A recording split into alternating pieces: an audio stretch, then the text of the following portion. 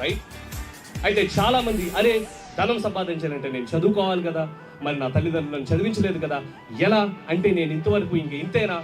అటువంటి ఆడవాళ్ళకి, అటువంటి స్త్రీమూర్తులకి లేదు. ఎలక్ట్రిక్ మొబిలిటీ అనే రెవల్యూషన్ అది కేవలము మగవాళ్ళకు మాత్రమే కాదు. ఎందుకంటే ఒకప్పుడు ఆటో నడపాలి అంటే గేర్లు తెలియాలి, అది స్టార్ట్ చేయాలి, ముందుకు తీసుకెళ్ళాలి, ఇవన్నీ చేయాల్సి ఉంటుంది. కానీ మీరందరూ మన ఈటో ఆటో చూసారా? దాని పేరు ట్రైలక్స్. అంటే అర్థం ఏంటో తెలుసా? Luxury on wheels. ఒక కారులో ఉన్నటువంటి ప్రతి అంశం కూడా దానిలో ఉంది.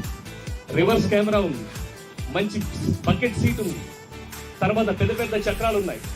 మీరు గమ్మున ఆన్ చేసామా, యాక్సిలరేటర్ ఇచ్చామా, జూమ్ అని షీ మూవ్స్, వెళ్ళిందా లేదా అన్నది మాత్రమే కావాలి. అండ్ దీనికి ఎంత ఉంటుందో తెలుసా? కిలోమీటర్కి రూపాయి కంటే తక్కువ ఖర్చు. మీరు సంపాదించిందంతా కూడా